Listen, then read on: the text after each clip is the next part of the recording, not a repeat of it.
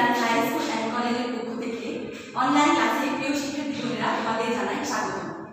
আশা করি তোমরা সকলে ভালো আছো, বাসায় আছো এবং নিরাপদে অবস্থান করছো এবং আশা করি তোমরা টুকিটাকি পড়াশোনা করছো এবং এই তোমাদের টুকিটাকি পড়াশোনা যেন আরো ভালো হয় এই উদ্দেশ্যে আমাদের স্কুলের পক্ষ থেকে অনলাইন ক্লাসের আয়োজন করা হয়েছে। আচ্ছা, আজকে এই অনলাইন ক্লাসে আমি সপ্তম শ্রেণী বিজ্ঞান বিষয়ের উপর দ্বাদশ অধ্যায়ে প্রাকৃতিক পরিবেশ এবং দূষণ এই অধ্যায়টা নিয়ে তোমাদের সাথে আলোচনা করব। আশা করি এই অনলাইন ক্লাসে আসার আগে তোমরা তোমাদের কলম এবং বই এবং খাতা নিয়ে সামনে অবস্থান করছো। আচ্ছা, আমরা জানি প্রাকৃতিক পরিবেশ কি? পরিবেশের আশেপাশে আমাদের এই পরিবেশে বাইরে তোমরা যাই দেখো তাই কিন্তু নিয়ে মূলত প্রাকৃতিক পরিবেশ এবং দূষণ এই সম্বন্ধে আশা করি তোমাদের পূর্বের ক্লাসে তোমরা ধারণা পেয়েছো যদিও বা। তাহলে এই প্রাকৃতিক পরিবেশ দূষিত হচ্ছে কাদের দ্বারা? আমাদের এই মানুষদের দ্বারা। মানুষ তার নিজ প্রয়োজনে পরিবেশের উপর এমন কিছু কাজ করে যাচ্ছে যেটা কিনা পরিবেশের উপর হুমকি স্বরূপ, ফলে আমাদের এই প্রাকৃতিক পরিবেশগুলো দূষিত হচ্ছে। আচ্ছা, প্রাকৃতিক পরিবেশ এবং দূষণের প্রথম যে বিষয়টা সেটা হচ্ছে পরিবেশ দূষণ। প্রাকৃতিক পরিবেশ বলার আগে তোমাদের একটা বিষয় বলা উচিত, সেটা হচ্ছে প্রাকৃতিক পরিবেশ দুটো উপাদান নিয়ে গঠিত। একটা হচ্ছে জড় উপাদান এবং আরেকটা হচ্ছে জীব উপাদান।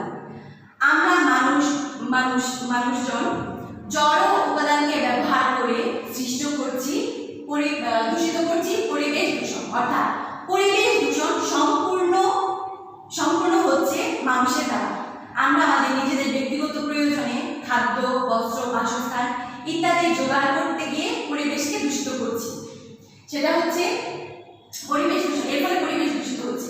আচ্ছা, পরিবেশ দূষণের কারণ আমাদের মানুষদের দ্বারা কিন্তু পরিবেশে দূষিত হচ্ছে। পৃথিবীতে জনসংখ্যা ক্রমশ বৃদ্ধি পাচ্ছে, যার ফলে বাড়তি মানুষের জন্য প্রয়োজন হচ্ছে অতিরিক্ত খাদ্য, বাসস্থান, যানবাহন ইত্যাদি। চাষের জমি বাড়াতে ও বাসস্থান তৈরি করতে মানুষ বন জঙ্গল কেটে ফেলছে, ফলে বায়ুমণ্ডলে কার্বন ডাইঅক্সাইড বেড়ে পৃথিবীর তাপমাত্রা বেড়ে যাচ্ছে। তাছাড়া অ্যারোসল ও রেফ্রিজারেটর থেকে নির্গত সিএফসি ওজোন স্তরকে ক্ষতিগ্রস্ত করছে। বাড়তি মানুষের খাদ্য, বস্ত্র, বাসস্থান ছাড়াও প্রয়োজন হচ্ছে নানা দ্রব্য সামগ্রী বা পণ্য সামগ্রী, ফলে তারা গড়ে তুলছে বিভিন্ন শিল্প কারখানা। শিল্প কারখানা থেকে নির্গত ধোঁয়া পরিবেশ, রাসায়নিক বজ্র এবং ধোঁয়া পরিবেশকে দূষিত করছে। এভাবে পৃথিবীর পরিবেশ দূষিত হচ্ছে।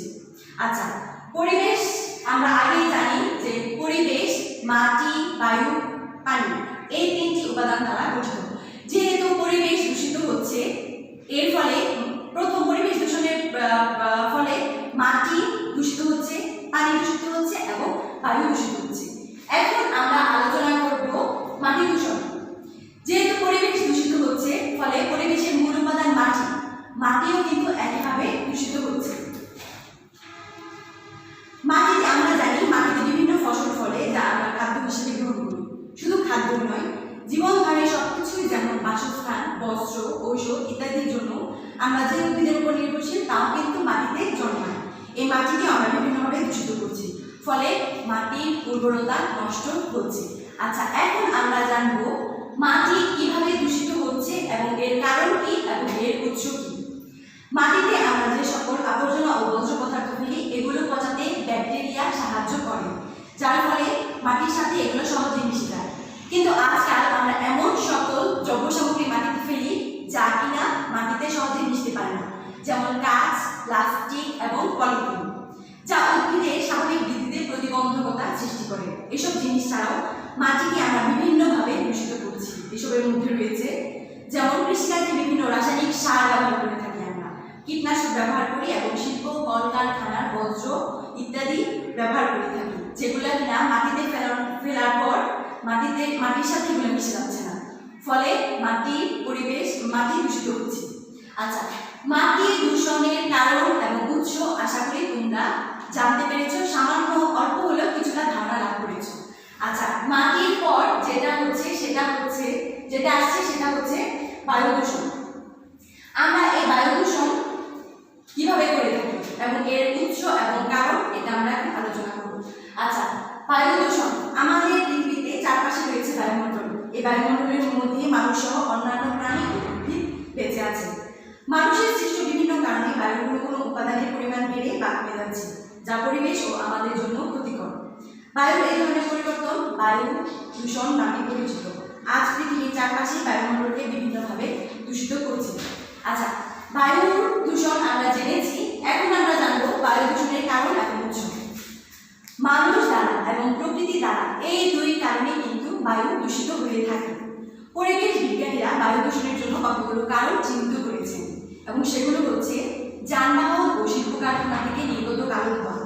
এছাড়াও আমাদের দেশে তোমরা হয়তো দেখেছো যে আশেপাশে তোমাদের বাড়ির আশেপাশে বা স্কুলে আসার সময় তোমরা দেখেছো বিভিন্ন জায়গায় ইটের ভাটা আছে এবং তোমরা আশা করি খেয়াল করেছো যে ইটের ভাটায় যখন ওই ইট পোড়ানো হয় তখন কিন্তু একদম সে উপর থেকে কালো ধোঁয়া নির্গত হয় এবং সেটা তোমরা খেয়াল করেছো যে ওই ধোঁয়াটা পরিবেশের সাথে মিশে যাচ্ছে এবং ওই এলাকার পরিবেশটা কিন্তু আস্তে আস্তে ভারী হয়ে যায়।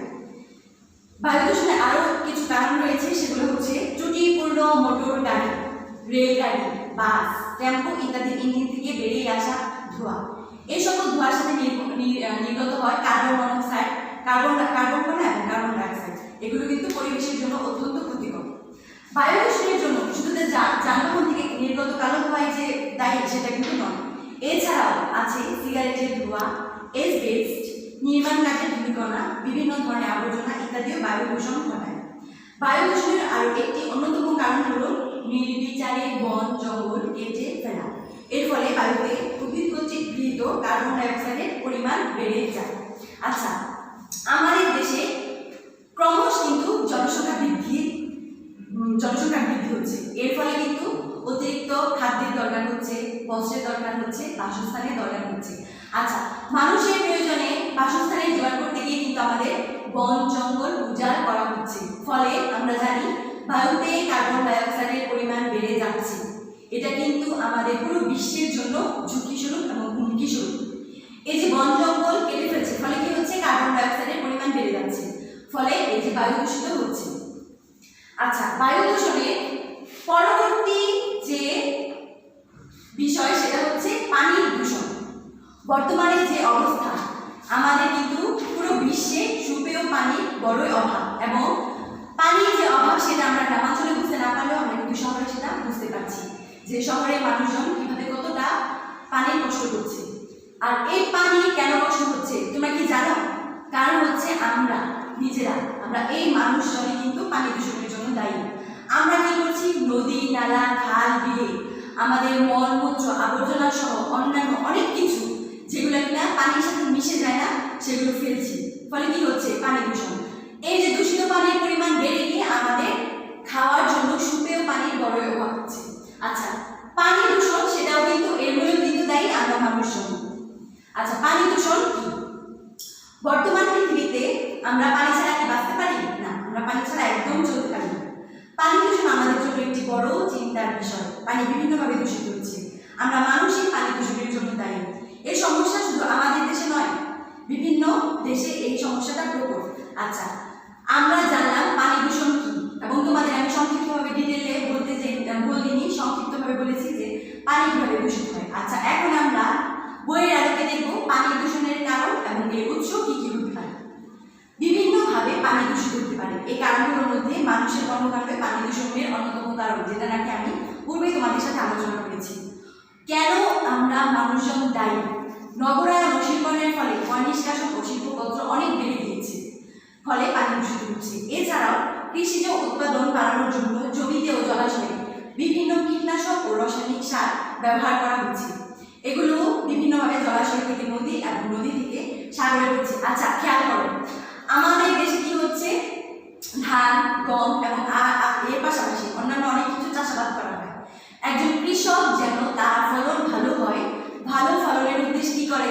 রাসায়নিক সার এবং কীটনাশক পানিতে বলে তার খেতে সে দেয়। আচ্ছা, সেই জমিতে এই সকল দেওয়ার পর যখন বৃষ্টি হয় তখন সেই জমি থেকে নির্গত পানিগুলো কিন্তু নদী নালার সাথে গিয়ে একত্রিত হয়ে কিন্তু নদী নালাগুলো দূষিত হচ্ছে। তাহলে এইভাবে কিন্তু এই সমস্ত কীটনাশক ও রাসায়নিক সারের ফলে পানি দূষিত হচ্ছে, নদী নালা থাকবে। এগুলো বিভিন্নভাবে জলাশয় থেকে নদী এবং নদী থেকে সাগরে পড়ছে। এছাড়াও এগুলো মাটির নিচের পানির সঙ্গে মিশে পানিকে দূষিত করছে।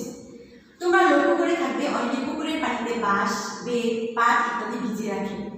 গরু, মহিষ, ছাগল গোসল করায়। অনেকে বিভিন্ন জলাশয়ের উপর কাঁচা পায়খানা তৈরি করে, যা পানিকে দূষিত করে। এছাড়াও বিভিন্ন প্রাকৃতিক কারণে পানি দূষিত হয়ে থাকে, যেমন তোমরা বন্যার কথা শুনেছ ইদানিং, আমাদের তোমরা দেখেছো, খবরে দেখছো এবং বিভিন্ন যে গণমাধ্যমগুলো আছে সেগুলো দেখছো যে আমাদের বাংলাদেশের অনেক অঞ্চল কিন্তু বর্তমানে বন্যায় প্লাবিত।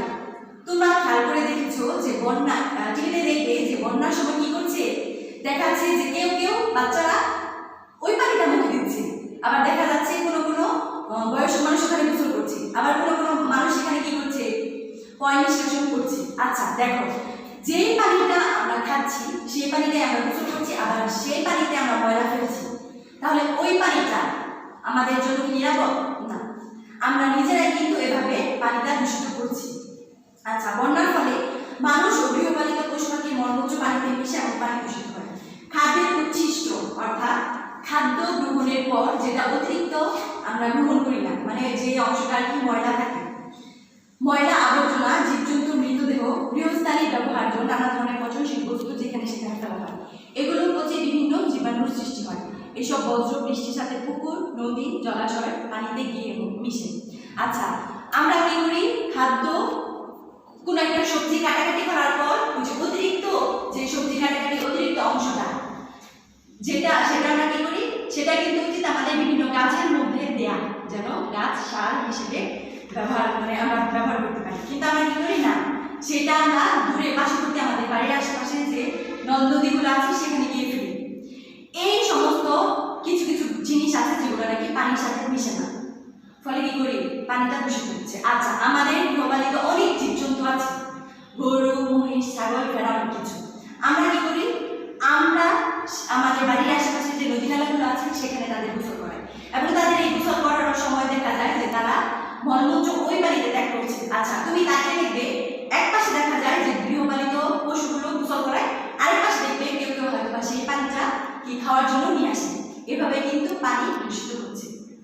আচ্ছা প্রিয় শিক্ষার্থী বোনেরা, আজকে তাহলে আমরা মূলত 4-5টা বিষয় নিয়ে আলোচনা করলাম, সেটা তোমরা দেখো, এবং আমি আশা করি যে তোমরা অবশ্যই আমি যে তোমাদের ক্লাসটা নিয়েছি তোমরা সেটা নোট ডাউন করেছো এবং অন্তত বিষয়গুলো নোট ডাউন করেছো, যেন তোমাদের পরবর্তী নেক্সট টাইম তোমরা করতে গিয়ে যেন তোমরা ভালো করতে পারো এবং বুঝতে পারো। আচ্ছা দেখো, পরিবেশ দূষণ সেটা আমরা আলোচনা করলাম, পরিবেশ দূষণের কারণগুলো আমরা আলোচনা করলাম।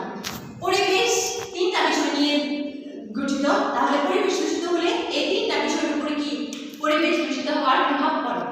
মাটি দূষণ, বায়ু দূষণ, পানি দূষণ, এর কারণ এবং উৎস আমি তোমাদের সাথে আলোচনা করেছি।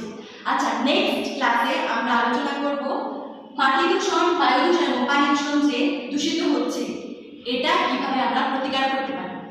আশা করি তোমরা ক্লাসে মনোযোগী ছিলে এবং নেক্সট টাইম এখানে ডিটেল বুঝতে না পারলেও বইয়ে তোমরা আশা করি যে আমার সাথে মিলিয়ে নিবে এবং বইয়ে তোমরা ডিটেল বুঝতে পারবে।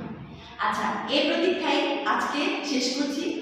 ভালো থাকো, সুস্থ থাকো, নিরাপদে থাকো, বাসায় থাকো। আচ্ছা, থ্যাংক ইউ।